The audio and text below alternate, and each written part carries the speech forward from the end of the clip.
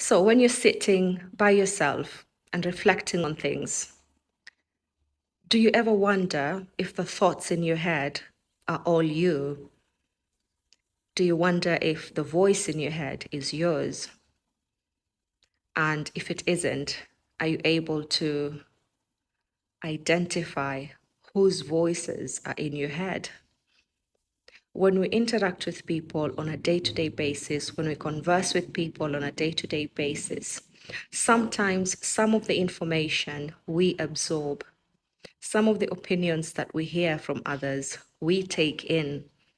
And because this is done so passively, we're not even aware that somebody's opinion of something has made its way into our heads, into our mind, and has altered our thoughts, has changed our thoughts or the way we think. And that can be positively or negatively.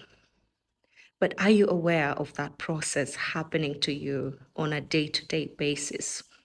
That talking to somebody can actually change the way you speak, the way you believe, the way you make choices. So in a conversation, somebody can change your choice of buying milk, for example, from one type to another. Somebody can change your choice of dressing. And you're not even aware that these changes are happening to your thoughts. So when you're sitting by yourself and reflecting on things, it's important to reflect on the question, whose thoughts are those? Whose voice is that you're hearing?